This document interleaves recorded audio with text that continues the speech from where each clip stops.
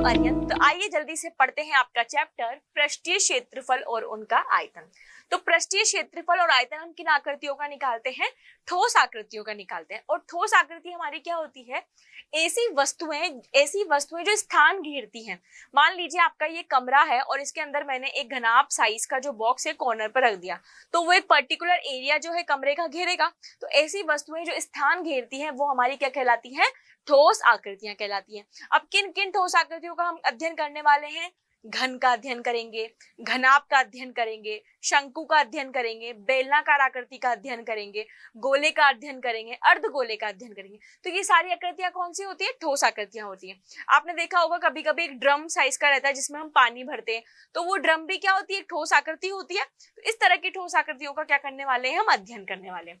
तो ठोस आकृतियां, अब उन ठोस आकृतियों का हमें क्या निकालना होता है? पृष्ठीय क्षेत्रफल। तो पृष्ठीय क्षेत्रफल क्या होता है? ठोस आकृति की सीमा बनाने वाली समतल आकृतियां, यानी कि सीमा, यानी कि मान लीजिए मैंने एक ड्रम दीवार की कोने पर रखा, तो एक गोल जो एक सीमा बनेगी, एक गोल सीमा बनेगी, क्योंकि जो ड्रम होता है हमारा बेलनाकार आकृति का होता है। तो जो सीमा बनेगी समतल आकृति की, तो जो वो क्षेत्रफल होगा जिस क्षेत्रफल में वो रखा गया है, वो क्षेत्रफल हमारा क्या कहलाता है? पृष्ठीय क्षेत्रफल कहलाता है। पृष्ठीय क्षेत्रफल हमेशा किसमें निकलता है? वर्ग इकाई में निकलता है। किसके नापते हैं? इसकी इकाई क्या होती है? वर्ग इकाई होती है। अब मान लीजिए अगर हम बात करें, माना 6 वर्गाकार फलक वाले घन का पृष्ठीय क्षेत्रफल कितना होता है? 6a² वर्ग इकाई होता है। यहाँ पे वर्ग की प्रत्येक फलक का क्षेत्रफल क्या होता है? a² होता है, यानी कि हमारा ये वर्ग है। यहाँ पे जो मैं यहाँ ड्रॉ कर रही हूँ, ये मेरा क्या है? वर्ग है। हम सभी को पता है, हमने पिछली कक्षाओं में पढ़ा है घन और घनाभ के बारे में। इसमें टोटल कितने फलक होते हैं? 6 फलक होते हैं। तो यहाँ पे इन 6 फलों का पृष्ठीय क्षेत्रफल क्या होगा? 6a² होगा। क्या होगा? 6a²। मतलब प्रत्येक फलक, ये जो पूरा एक एरिया है ये हमारा क्या कहलाता है? फलक कहलाता है। तो टोटल हमारे कितने फलक है? और इस फलक का एरिया हमारा क्या होता है? एक फलक का a²। तो टोटल कितने फलक है? 6 फलक है। तो यहाँ पे जो 6 ही फलकों का पृष्ठीय क्षेत्रफल, यानी कि इस पूरे घन का पृष्ठीय क्षेत्रफल कितना हो जाएगा? 6a² हो जाएगा। ठीक है। अब पृष्ठीय क्षेत्रफल के बाद इसके बाद हम क्या निकालते हैं? आयतन भी निकालते हैं। तो ठोस द्वारा घेरे गए स्थान की माप को ठोस का आयतन कहते हैं। जितना स्थान ठोस ने घेरा है ना, घेरे गए स्थान की माप को ठोस का आयतन कहते हैं। यानी कि कोई वस्तु जितना स्थान घेरती है उसे उस वस्तु का क्या कहते हैं? आयतन कहते हैं। ठीक है। अब जैसे कि अभी मैंने कहा क्षेत्रफल की क्या होती है? इकाई वर्ग इकाई होती है। इसी तरह आयतन की इकाई क्या होती है? आयतन की होती है क्यूब, यानी कि घन। क्यूब होती है, घन इकाई होती है इसकी, यानी कि ये क्यूब। ठीक है। तो इसका जब किसी भी ठोस आकृति का हमें आयतन निकालना होता है तो कैसे निकालते हैं? उसके आधार का क्षेत्रफल और उसकी ऊंचाई, किसी भी ठोस आकृति के आधार का क्षेत्रफल और उसकी ऊंचाई का जो गुणनफल होता है वो किसके बराबर होता है? आयतन के बराबर होता है। तो अभी हमने किसका क्षेत्रफल की बात की थी? घन के क्षेत्रफल की बात की थी ना। तो इसी तरह अब हम किसकी बात करेंगे? घन के आयतन की बात करेंगे। तो ये घन का आयतन है, तो मैंने क्या कहा? आधार, जो आधार का क्षेत्रफल है, तो यहाँ पे इसका आधार है, ये इसका क्षेत्रफल क्या होता है? a² इंटू ये घन है, तो इसकी सारी जो होगी भुजा, ये वाली लंबाई, ब्रेथ और चौड़ाई सब क्या होगी? बराबर होगी। तो आधार और इसकी ऊंचाई का गुणनफल, यानी कि आधार का क्षेत्रफल और इसकी ऊंचाई का गुणनफल किसके बराबर होगा? घन के आयतन के बराबर होगा। सो घन का आयतन क्या होता है? a³ घन इकाई। क्या होता है? a³ घन इकाई। तो इस तरह से हम क्या करते हैं? क्षेत्रफल निकालते हैं और आयतन निकालते हैं। अब हम क्या करेंगे? कुछ फॉर्मूले पढ़ेंगे जो हमारी कुछ आकृतियां हैं उनके क्षेत्रफल और आयतन का। तो सबसे पहली आकृति हमारी ठोस में आती है घनाभ। घनाभ में क्या होता है? लंबाई होती है, चौड़ाई होती है और ऊंचाई होती है। ठीक है। तो तीन समानांतर समतल पृष्ठों के युग्मों से घुरा ठोस घनाभ कहलाता है। इसमें क्या होती है? लंबाई होती है, ऊंचाई होती है और चौड़ाई होती है। इस तरह का जो फिगर होता है किसका होता है? घनाभ का होता है। ठीक है। अब घनाभ में टोटल कितने फलक होते हैं? 6 ही फलक होते हैं। ठीक है। लंबाई को हम बोलते हैं l, चौड़ाई को हम बोलते हैं b और ऊंचाई को हम बोलते हैं h। तो घनाभ का आयतन हमारा क्या होता है? आधार का क्षेत्रफल, आधार हमारा क्या है? l इंटू b इंटू ऊंचाई, ऊंचाई हमारी क्या है? h। तो घनाभ का आयतन क्या हो गया? l into b into h घन इकाई, क्योंकि क्या होता है? इसकी घनाभ का आयतन घन इकाई में होता है। अब घनाभ का हम संपूर्ण पृष्ठीय क्षेत्रफल की बात करें तो घनाभ का संपूर्ण पृष्ठीय क्षेत्रफल क्या होगा? 2 इंटू लंबाई इंटू चौड़ाई प्लस चौड़ाई इंटू ऊंचाई प्लस लंबाई इंटू ऊंचाई, यानी कि 2 इंटू ब्रैकेट में LB plus BH plus HL वर्ग इकाई। क्षेत्रफल हमेशा वर्ग इकाई में होता है। और घनाभ का विकर्ण हमें निकालना हो, ये जो होते हैं क्या होते हैं, घनाभ के विकर्ण होते हैं। तो घनाभ का विकर्ण क्या होता है, under root L square plus B square plus H square. ये क्या होते हैं, हमारे घनाभ के विकर्ण होते हैं, यानी कि एक छोर से दूसरे छोर को जब हम मिलाते हैं तो ये हमारा क्या बनाता है, घनाभ का विकर्ण बनाता है। तो विकर्ण हमारा किसके बराबर होता है, under root L square plus B square plus H square के।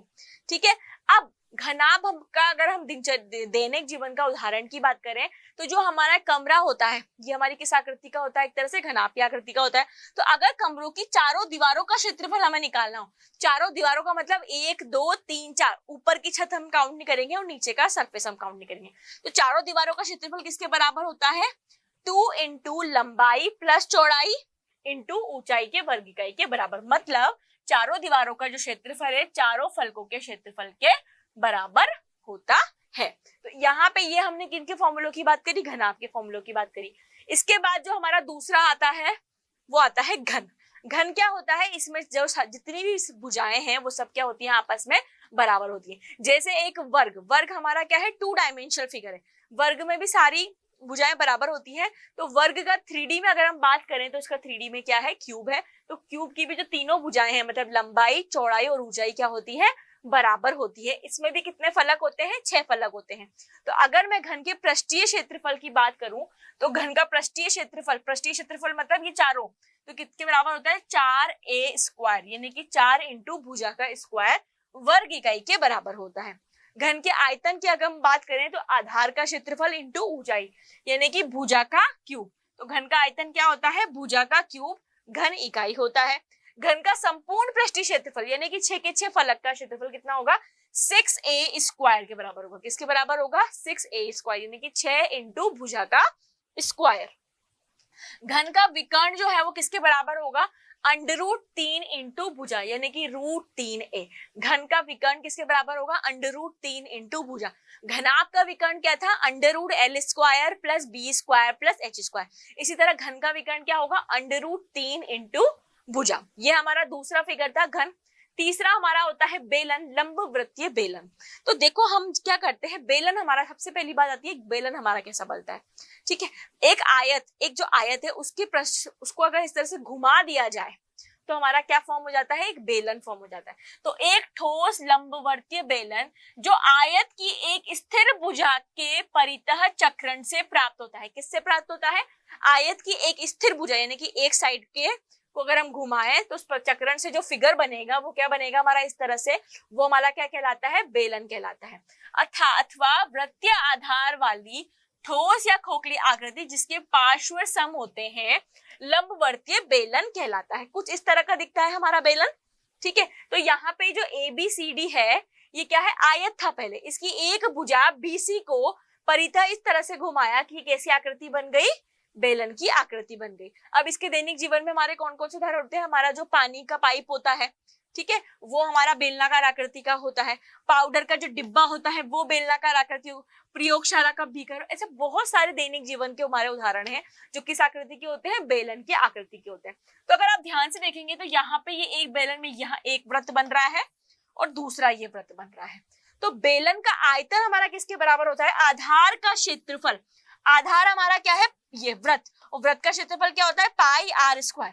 ऊंचाई कितनी है, h, तो घन का, तो इस बेलन का आयतन क्या हो जाएगा, पाई आर स्क्वायर h। क्या हो जाएगा, पाई आर स्क्वायर h, जहां r हमारा क्या है, आधार की त्रिज्या है, और h हमारी क्या है, बेलन की ऊंचाई है। ठीक है, अब हम बात करते हैं बेलन के वृत्त पृष्ठ क्षेत्रफल की। तो वृत्त पृष्ठ का क्षेत्रफल क्या होता है, आधार की परिधि, और आधार हमारा क्या है, वृत्त है, तो वृत्त की परिधि क्या होती है, 2 पाई आर। ऊंचाई कितनी है, h, तो यानी कि वृत्त पृष्ठ क्षेत्रफल कितना हो जाएगा बेलन का, 2 पाई आर h। संपूर्ण पृष्ठीय क्षेत्रफल, तो संपूर्ण पृष्ठीय क्षेत्रफल में क्या होता है, दोनों सिरों का क्षेत्रफल। दोनों सिरों का मतलब ऊपर भी वृत्त है नीचे भी वृत्त है, तो ऊपर के वृत्त का क्षेत्रफल होता है पाई आर स्क्वायर, नीचे के वृत्त का क्षेत्रफल भी होता है पाई आर स्क्वायर। तो ये दोनों मिलके कितने हो गए, दोनों सिरे 2 पाई आर स्क्वायर, और वृत्त पृष्ठ क्षेत्रफल कितना हो गया, pi r h, 2 pi r h। तो संपूर्ण पृष्ठीय क्षेत्रफल हमारा कितना हो जाएगा, 2 पाई आर ब्रैकेट में h प्लस आर वर्ग इकाई। तो बेलन के हमने क्या क्या पढ़े, आयतन पढ़ा पाई आर स्क्वायर एच, वृत्त पृष्ठ क्षेत्रफल क्या होता है 2 पाई आर एच, संपूर्ण पृष्ठ क्षेत्रफल क्या होता है 2 पाई आर ब्रैकेट में आर प्लस एच। ठीक है, अब बेलन के बाद जो हम चौथी आकृति की बात करेंगे वो बेलन है, लेकिन कौन सा, खोखला बेलन है। तो एक ही ऊंचाई और अक्ष के दो बेलनों के परिबद्ध ठोस को, यानी कि यहाँ पे ऊंचाई भी समान है और अक्ष भी समान है, तो यहाँ पे दो परिबद्ध बेलन है, तो ऐसे बेलन को हम क्या बोलते हैं, खोखला बेलन कहते हैं। अथवा खोखले बेलन में लगे पदार्थ का आयतन बाह्य बेलन के आयतन और आंतरिक बेलन के आयतन के अंतर के बराबर होता है। यानी कि ये वाला बेलन कौन सा हो गया, हमारा बाह्य बेलन, ये वाला जो बेलन है हमारा आंतरिक बेलन है। तो इन दोनों के, बाह्य बेलन और आंतरिक बेलन के आयतन का जो अंतर होता है वो खोखले बेलन में लगे पदार्थ के आयतन के क्या होता है, बराबर होता है। तो अब हम इनके कुछ फॉर्मूले की बात करते हैं। फॉर्मूलों में कुछ भी ज्यादा अंतर नहीं है। हमने जो है बाह्य बेलन का जो है इसका जो आधार है, इसका जो त्रिज्या है हमने कैपिटल आर मान ली है, और जो आंतरिक बेलन है इसकी जो आधार है इसकी त्रिज्या हमने स्मॉल आर मानी है। ठीक है, तो माना बेलन के बाहरी और आंतरिक त्रिज्या कैपिटल आर और स्मॉल आर है, तो खोखले बेलन में लगे पदार्थ का आयतन दोनों बेलनों के आयतन के अंतर का होता है, यानी कि pi capital R square minus small r square h के बराबर होता है। Pi capital R square minus small r square h के बराबर होता है। अब इसी तरह अगर इनके और क्षेत्रफल की बात करें तो संपूर्ण पृष्ठीय क्षेत्रफल किसके बराबर होगा, खोखले बेले, संपूर्ण पृष्ठीय क्षेत्रफल किसके बराबर होगा, खोखले बेले का पृष्ठ क्षेत्रफल तथा दोनों बेलनों के क्षेत्रफल का आधार।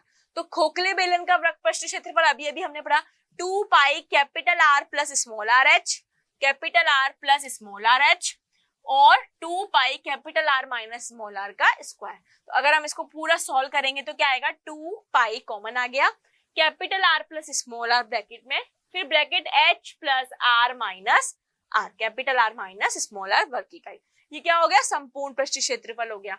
ठीक है, वृत्त पृष्ठ क्षेत्रफल की बात करें तो क्या होगा, 2 pi capital R H plus 2 pi small are H. तो 2 पाई एच कॉमन आ गया, capital R plus small R. इसी तरह बाह्य पृष्ठ क्षेत्रफल याद करना हो तो 2 pi r small R H plus 2 pi capital r का स्क्वायर माइनस स्मॉल आर का स्क्वायर वर्ग इकाई। तो ये हमने बात करी किसकी, खोखले बेलन की। इसके बाद जो हमारा बहुत इंपॉर्टेंट फिगर आता है वो होता है हमारा गोला। क्या होता है, गोला। किसी अर्धवृत्त को उसके व्यास का अक्ष मानकर, किसी अर्धवृत्त को उसके व्यास यानी कि डायमीटर का अक्ष मानकर उसके चारों ओर घुमाने से जब वो पूरी परिक्रमा कर लेता है तो जो ठोस प्राप्त होता है, ये इस तरह से परिक्रमा कर लिया तो जो ठोस प्राप्त हुआ उसको हम क्या बोलते हैं, गोला कहते हैं। इसको इंग्लिश में क्या बोलते हैं, स्फीयर बोलते हैं। तो अब बात करते हैं हम गोले की त्रिज्या क्या हुई हमारी आर, तो गोले का आयतन क्या हुआ 4/3 पाई आर क्यूब। गोले का आयतन क्या हुआ 4/3 पाई आर क्यूब। कैपिटल आर बाहरी त्रिज्या होती है, स्मॉल आर क्या होती है, आंतरिक त्रिज्या होती है। ठीक है, तो गोले का पृष्ठीय क्षेत्रफल क्या होता है, 4 पाई आर स्क्वायर। खोखले गोले का आयतन क्या होता है 4/3 pi capital R cube minus small R cube. ठीक है, गोला पढ़ लिया। अब इसके बात करते हैं, गोले को हमने आधा कर दिया तो क्या हो जाता है, अर्धगोला हो जाता है। ये हमारा होता है इस तरह से, ये जो आर है इसकी त्रिज्या होगी तो ये जो त्रिज्या होगी और ये हाइट ये क्या होगी, बराबर होगी। ये बात ध्यान रखना, अर्धगोले में ये त्रिज्या और ये आपस में क्या होते हैं, बराबर होते हैं। तो किसी समतल में उसके केंद्र से होकर जाने वाले बिंदु पर बने हुए गोले को बराबर भागों में जब हम विभाजित करते हैं तो प्रत्येक भाग क्या कहलाता है, अर्धगोला कहलाता है। अर्धगोले की त्रिज्या क्या होती है, आर होती है। तो अर्धगोले का आयतन क्या हो जाएगा 2/3 पाई आर क्यूब। पूरे गोले का आयतन क्या होता है 4/3 पाई आर क्यूब। तो अर्धगोले का कितना हो गया 2/3 पाई आर क्यूब। अर्धगोले का वृत्त पृष्ठीय क्षेत्रफल क्या होता है 2 पाई आर स्क्वायर।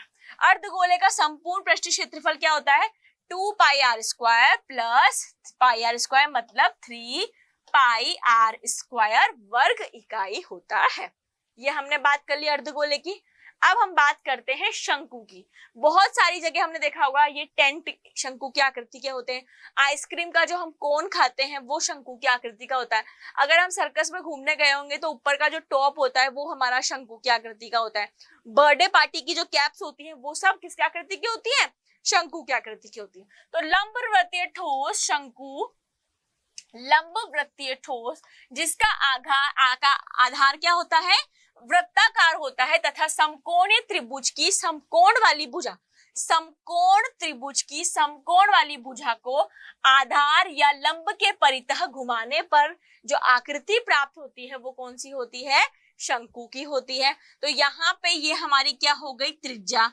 ये हमारी शंकु की क्या हो गई? ऊंचाई। और ये जो एक हाइट बनी कोने जो आधार को मिलाते हैं ये हमारी कहलाती है तिर्यक ऊंचाई। इसको हम किससे प्रदर्शित करते हैं? स्मॉल एल से।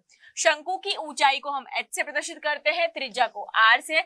समकोण त्रिभुज एओबी में एओ के परितः घुमाने पर जो आकृति बनी वो क्या बनी? शंकु। तो शंकु की तिर्यक ऊंचाई क्या होती है? एल होती है, जिसका मान हम कैसे निकालते हैं? √r² प्लस h² से निकालते हैं। शंकु का आयतन होता है किसके बराबर? 1/3 πr² h के बराबर। πr² h किसका आयतन होता था? बेलन का आयतन होता था। तो बेलन के आयतन का 1/3 भाग किसका आयतन हो गया? शंकु का आयतन हो गया। शंकु का वृत्त पृष्ठ क्षेत्रफल होता है πrl, संपूर्ण पृष्ठ क्षेत्रफल होता है πrl प्लस πr², मतलब πr ब्रैकेट में l प्लस r। तो ये हमारे शंकु का संपूर्ण पृष्ठ क्षेत्रफल हो गया, वृत्त पृष्ठ क्षेत्रफल हो गया और शंकु का आयतन हो गया। अब जो बेसिक हमारा अध्याय है वो क्या कहता है? संयुक्त ठोसों का संपूर्ण क्षेत्रफल और आयतन। संयुक्त मतलब दो ठोस आकृतियां, किन्हीं भी दो ठोस आकृतियों के संयोजन से, यानी कि उनको जोड़ने से जो एक नई ठोस आकृति बनती है उसका क्षेत्रफल और आयतन निकालना। अब जैसे कि कैसे? मान लीजिए हम सर्कस देखने जाते हैं, तो अगर आपने ध्यान दिया होगा सर्कस का जो टेंट होता है वो ऊपर से तो किस आकार का होता है? शंकु के आकार का, और नीचे से कैसा होता है? बेलनाकार होता है। तो यानी कि शंकु और बेलन के संयोजन से तो जो आकृति बनती है वो हमारा क्या होता है? शंकु सर्कस का टेंट होता है। तो ऐसी बहुत सारी आकृतियां होती हैं, ठोस आकृतियां, जिनको मिलाने से एक नई आकृति बनती है। तो उन आकृतियों का हमें क्या निकालना सीखना है? क्षेत्रफल और आयतन। तो कितने प्रकार के प्रश्न बन सकते हैं और कैसे प्रश्न बनते हैं वो करते हैं। तो सबसे पहला प्रकार, जब दो या दो से अधिक समान आकृति, हम तो क्या कह रहे थे, एक तो शंकु और एक बेलन को मिलाया था, समान आकृतियों को मिलाकर भी अब एक ठोस आकृति बनती है तो उसका कैसे निकालते हैं? अब देखो प्रश्न से करते हैं इसको। 5 सेंटीमीटर भुजा वाले 3 घन। अब देखो यहाँ पे कितने घन है? 3 घन है। अब आप सभी को पता है कि घन जो होता है इसकी सारी भुजाएं क्या होती हैं? आपस में बराबर होती हैं। तो यहाँ पे ये एक 5 सेंटीमीटर वाला घन है। कितने घन है टोटल?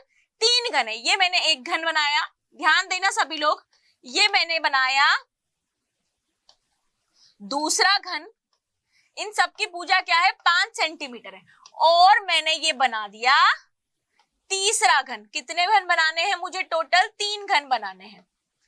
ठीक है, इन तीनों घनों की जो ये है 5 सेंटीमीटर इनकी भुजा। अब इन तीनों को आपस में क्या करना है? मिलाना है, परस्पर सिरे से सिरे जोड़कर, मतलब आपस में इनको सटीकना है। तो इस प्रकार प्राप्त घनाभ, जब इन तीनों को अपन जोड़ देंगे तो क्या बनेगा? घनाभ बनेगा। तो उसका पृष्ठीय क्षेत्रफल अपन को ज्ञात करना है। अब जब इन तीनों को आप जोड़ोगे तो कैसी आकृति बनेगी? ऐसी आकृति बनेगी। ये देखो इधर, पहला घन, दूसरा घन, तीसरा घन, इन दोनों को सिरों से परस्पर जोड़ दिया तो क्या बन गया? हमारा घनाभ बन गया। अब इस वाले घन की भुजा भी 5 थी, इस वाले घन की भुजा भी 5 थी, इस वाले घन की भुजा भी 5, तो ये पूरा घनाभ बन गया। तो ये इसकी क्या हो गई? लंबाई। तो 5 + 5 + 5 कितनी हो गई लंबाई? 15 सेंटीमीटर। पर ऊंचाई तो वही सेम रही, कितनी? 5। चौड़ाई भी वही सेम रही, 5। तो ऐसे जब घन के सिरों को आपस में जोड़ा तो एक नई आकृति बनी, घनाभ। तो अब हमें क्या निकालना है? घनाभ की लंबाई हमारी कितनी हो गई? 15 सेंटीमीटर। घनाभ की जो ऊंचाई है वो हमारी कितनी हो गई? 5 सेंटीमीटर। और घनाभ की जो चौड़ाई है वो भी कितनी है? 5 सेंटीमीटर। अब हमें क्या करना है? इसका पृष्ठीय क्षेत्रफल निकालना है। तो आप लिखेंगे घनाभ का पृष्ठीय क्षेत्रफल। अभी अभी हमने पढ़ा है घनाभ का पृष्ठीय क्षेत्रफल का सूत्र 2 into L B plus B H plus H L होता है। तो 2 इंटू एल हमारा है 15 into 5 plus B into H यानी कि 5 into 5 plus H into L. ठीक है, 15 पंजे कितना होता है 75, 5 5 25 और 15 पंजे 75। 75 प्लस 25 हमारा होता है 100 और 100 प्लस 25, सॉरी ये भी 75 होगा ना, 75 प्लस 75 150 और 150 में 25 जोड़ा तो 125, 175। ठीक है, और 175 को जब आप 2 से गुणा करोगे तो 2 पंजे 10, 7 दूनी 14 और 1 15, 2 1 कम 2 और 1 3, 350 क्या आएगा सेंटीमीटर स्क्वायर, क्योंकि क्षेत्रफल हमारा क्या होता है वर्ग इकाई होता है। तो सेंटीमीटर में दिया हुआ है तो पृष्ठीय क्षेत्रफल क्या होगा 350 सेंटीमीटर स्क्वायर। तो यहाँ पे तीनों आकृतियों को जोड़कर जो एक आकृति बनी वो कौन सी बनी, घनाभ बनी। तो एक प्रकार का प्रश्न ये होता है।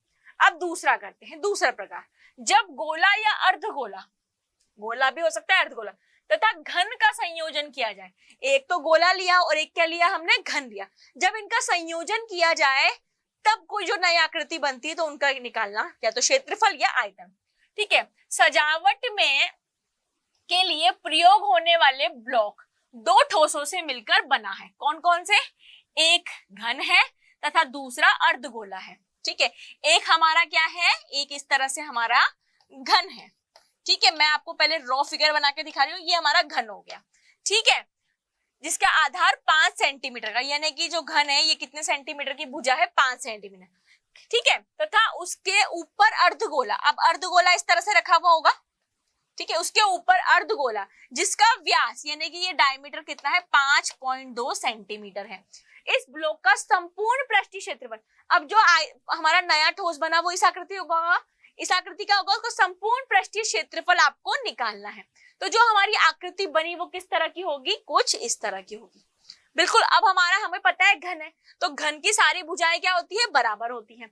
दूसरा हमारा ये क्या है, अर्धगोला है, तो अर्धगोले का व्यास आपको कितना दे रखा है 4.2 सेंटीमीटर। कितना दे रखा है, अर्धगोले का व्यास आपको जो दे रखा है वो दे रखा है 4.2 सेंटीमीटर।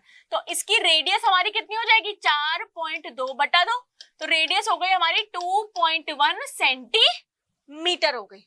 अब आपको इसका संपूर्ण पृष्ठीय क्षेत्रफल निकालना है, इस जो पूरे फिगर का है संपूर्ण पृष्ठीय क्षेत्रफल। तो इस ठोस आकृति का संपूर्ण पृष्ठीय क्षेत्रफल देखो किसके बराबर होगा, एक तो घन का संपूर्ण पृष्ठीय क्षेत्रफल कितना होता है हमारा, होता है 6a²। उसके बाद ये अर्धगोले का, ठीक है, अब देखो ये यहाँ पे घन का जब हम संपूर्ण पृष्ठीय क्षेत्रफल निकाल रहे हैं तब भी ये आ रहा है, फिर हम अर्धगोले का निकाल रहे हैं तब भी हिस्सा आ रहा है। तो एक बार क्या करेंगे, इसका क्षेत्रफल और इसके क्षेत्रफल में से इसके आधार का क्षेत्रफल को हम क्या कर देंगे, घटा देंगे। तो जो हमारा निकलेगा वो क्या निकलेगा, इस पूरी आकृति का पृष्ठीय क्षेत्रफल निकलेगा। तो सबसे पहले मैं निकालती हूं घन का संपूर्ण पृष्ठीय क्षेत्रफल। तो घन का संपूर्ण पृष्ठीय क्षेत्रफल क्या होता है 6a²। 6 हमारा और साइड हमारी कितनी है 5, यानी कि 5 का स्क्वायर। तो 5 का स्क्वायर हो गया 25, और 25 को गुणा करोगे किससे 6 से, तो 5 छंग 30 हासिल का 0, 6 दूनी 12, 13 14 15, तो कितना हो गया 150 सेंटीमीटर स्क्वायर।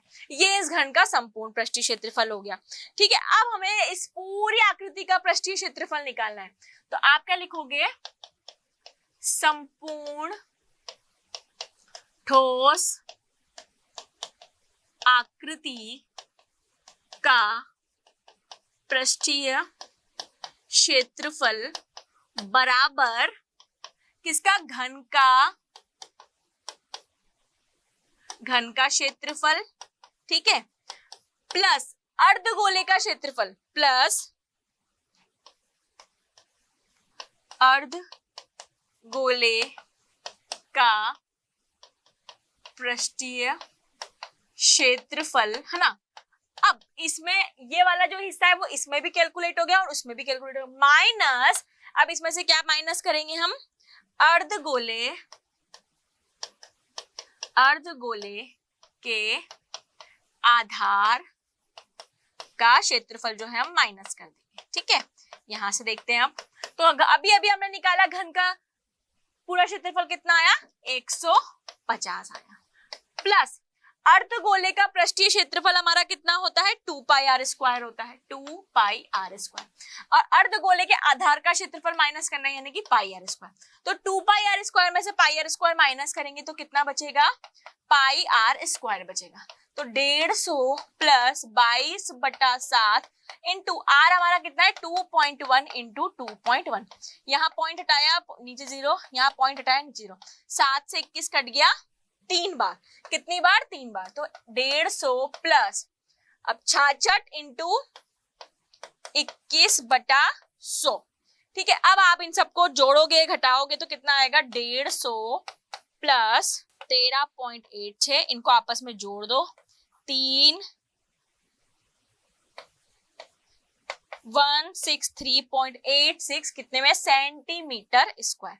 तो इस पूरी आकृति का जो क्षेत्रफल है कितना आया, 163.86 सेंटीमीटर स्क्वायर। इस पूरी आकृति का क्या आ गया, क्षेत्रफल आ गया। ठीक है, अब अगला हम करते हैं तीसरे प्रकार का।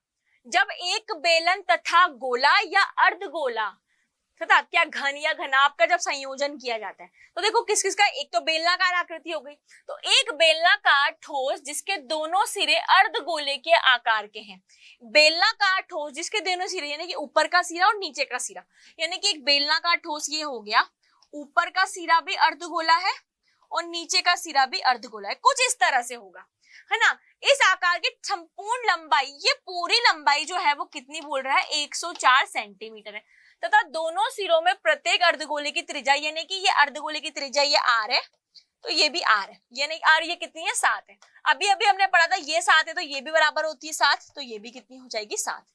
ठीक है, ये भी आर है तो ये भी 7 हो गया और ये भी 7 हो गया। अब देखो यहाँ से ये ऊंचाई हमारी कितनी है, 7 है, यहाँ से ये ऊंचाई हमारी कितनी है, 7 है, तो 7 और 7 कितना हो गया, 14। तो 104 में से जब 14 माइनस करोगे तो क्या इस बेलनाकार आकृति की ऊंचाई नहीं निकल जाएगी, कितनी निकल जाएगी, बेलनाकार आकृति की ऊंचाई 90।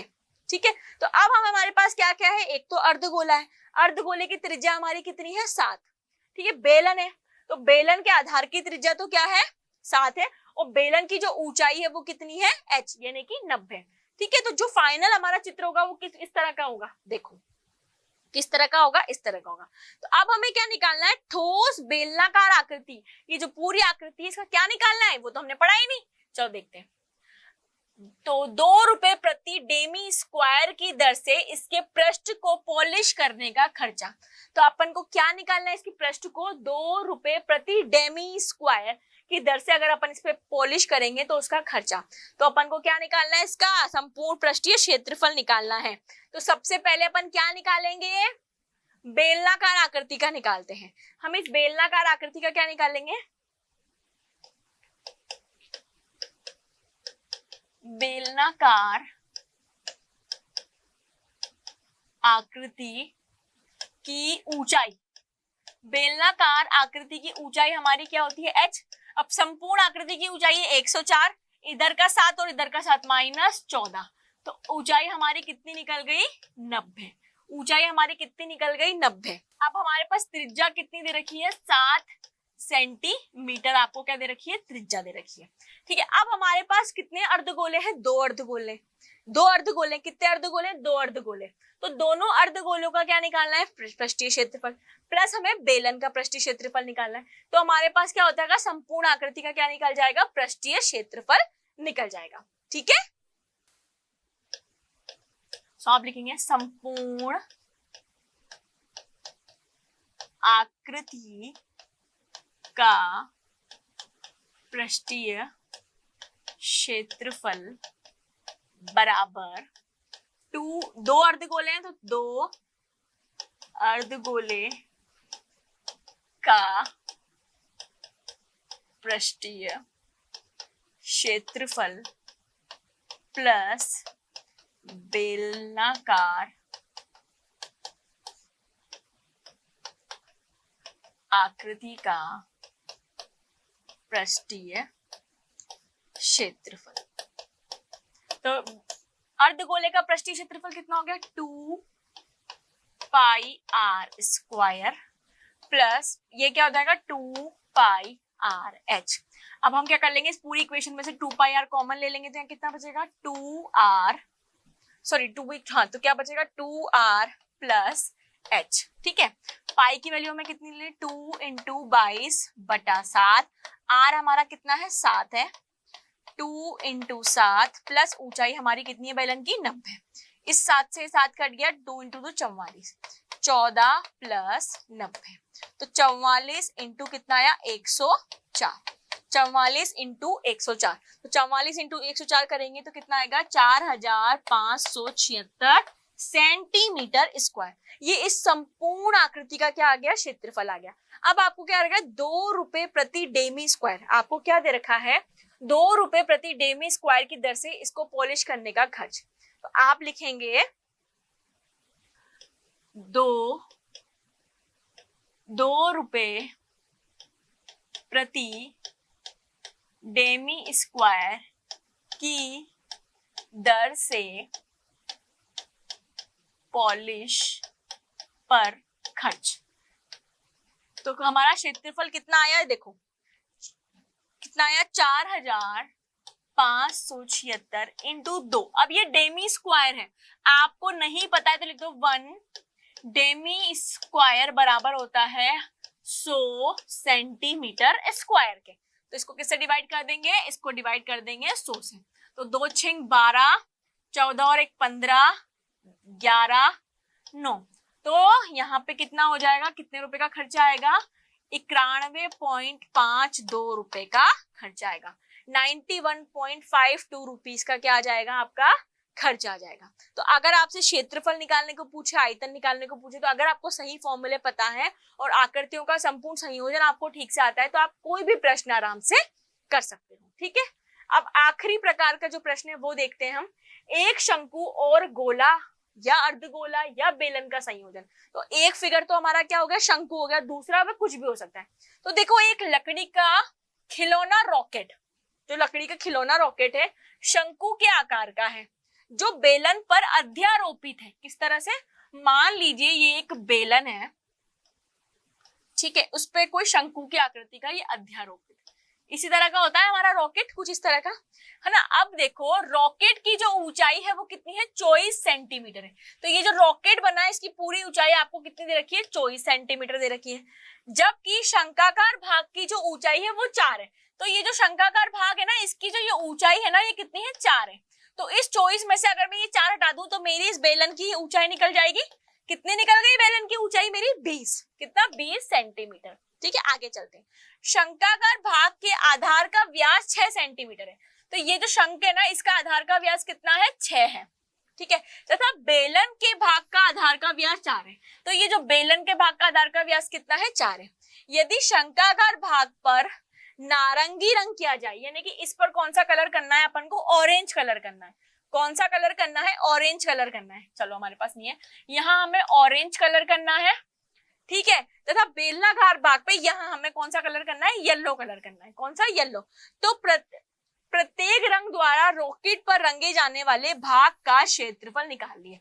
तो कुछ भी नहीं, आपको पूरा एक्चुअली क्षेत्रफल ही निकालना है, इसका अलग क्षेत्रफल, इसका अलग, घुमाने के लिए पूछा। और पाई की वैल्यू आपको कितनी लेनी है, 3.14 लेनी है। तो आपका जो पूरा फाइनल फिगर है वो किस तरह का दिखेगा, कुछ इस तरह का। अब यहाँ पे ध्यान से देखिए, जो आपका बेलन है उसका आधार का व्यास कितना है, 4 सेंटीमीटर है, और जो आपका शंकु है उसके आधार का व्यास कितना है, 6 सेंटीमीटर। तो सबसे पहले तो हम शंकु के लिए लिखते हैं। तो शंकु के लिए हमारी जो ऊंचाई है वो कितनी है, 4 है। ठीक है, और उसकी जो त्रिज्या है यानी कि R1 वो हमारी कितनी है, त्रिज्या। अब देखो इस शंकु का जो व्यास है वो 6 है, तो इसकी त्रिज्या हमारी क्या हो जाएगी, 6/2 यानी कि 3 सेंटीमीटर। यहां तक बात क्लियर। अब बात करते हैं बेलनाकार आकृति की। शंकु की आकृति की बात होगी, बेलनाकार आकृति की, है ना। इसमें बात करते हैं हम ऊंचाई की। तो बेलनाकार आकृति की ऊंचाई, इस पूरे रॉकेट की ऊंचाई कितनी है, 24 माइनस शंकु की ऊंचाई कर देंगे तो बेलनाकार आकृति की ऊंचाई कितनी निकल गई, 20 सेंटीमीटर। अब बेलन के आधार का व्यास कितना है, 4, तो इसकी त्रिज्या यानी कि स्मॉल r2 कितनी हो जाएगी, 4/2 यानी कि 2 सेंटीमीटर हो जाएगी। जो जो हमें दिया हुआ था वो सब हमने लिख लिया। अब हम बात करते हैं नारंगी रंग से किए जाने वाले भाग का क्षेत्रफल। ठीक है, तो नारंगी रंग से हमारा कौन सा भाग किया जाने वाला है? शंकु।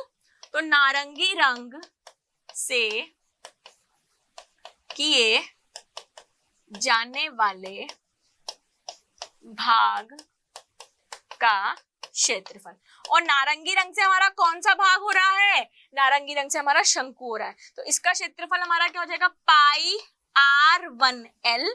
क्या है हमारा? ये शंकु है, तो इसका जो पृष्ठीय क्षेत्रफल है वो कितना है? पाई rl। तो हमारी r क्या है? r1, तो हमने लिखा पाई rl प्लस इसका जो ये जो व्यास है ये कितना हो जाएगा? पाई r1 का स्क्वायर प्लस पाई r1 का स्क्वायर, क्योंकि आधार का भी तो क्षेत्रफल निकालेंगे, पाई r1 का स्क्वायर माइनस इसके अंदर कौन सा भाग आ रहा है? ये बेलन का। देखो इस पूरे व्यास के अंदर ये वाला व्यास भी तो आ रहा है ना, बेलन के आधार का व्यास, तो इसको हम माइनस कर देंगे तो पाई r2 स्क्वायर। ये चीज आप ना भूलें। तो नारंगी रंग से किए जाने वाले भाग का क्षेत्रफल क्या होगा? पाई r1l प्लस पाई r1 का स्क्वायर माइनस इसके अंदर ये जो भाग आ रहा है।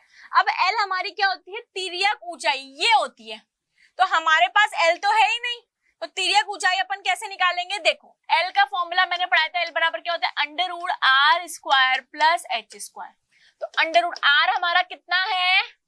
3 का स्क्वायर 9, h हमारा है 4 का स्क्वायर 16, तो ये कितना हो गया? अंडर रूट 25 यानी कि 5 सेंटीमीटर। तो हमारी तिर्यक ऊंचाई कितनी आ गई? l 5 centimetre. तो यहाँ लिखो तिर्यक ऊंचाई l बराबर 5 सेंटीमीटर। अब पाई पूरी इक्वेशन में से कॉमन आएगा, r1 हमारा है 3, l हमारा है 5, r1 का स्क्वायर 3 का स्क्वायर 9 और r2 का स्क्वायर है 2, 2 का स्क्वायर 4, तो ये कितना हो गया? 3.14। 15 प्लस 9 माइनस 4, 9 माइनस 4 5, 15 प्लस 5 हो गया 20, तो 3.14 इंटू 20। तो 3.14 को 20 से गुणा करोगे तो आपका जो आंसर आएगा 62.8 सेंटीमीटर स्क्वायर। ये किसका आ गया? जो भाग नारंगी कलर से हो रहा है। अब हमें किसका निकालना है? जो पीले रंग से होने वाला है। तो पीले रंग से किए जाने वाले भाग का क्षेत्रफल, पीले रंग किए जाने वाले भाग का क्षेत्रफल। अब पीले रंग से कौन सा भाग किया जाने वाला है? ये वाला। तो ये हमारा क्या है? बेलन। तो इसका क्षेत्रफल क्या हो जाएगा? 2 पाई r2h प्लस, अब इसमें ये वाला भाग भी आ रहा है, पाई r2h स्क्वायर। ठीक है, अब हमारा पाई हम कॉमन ले लेते हैं, पाई, तो क्या हो जाएगा? 2r2h plus r2 square h, 3.14। r2 हमारा कितना है? 2, h हमारा है 20 प्लस 4, तो 3.14, 4 इंटू 20 प्लस 4, तो 3.14 इंटू कितना हो गया? 84। तो 3.14 को 84 से गुणा करेंगे तो कितना आ जाएगा? 363.76 सेंटीमीटर स्क्वायर। तो इस तरह से हमारी संपूर्ण आकृति का क्या आ गया? क्षेत्रफल आ गया।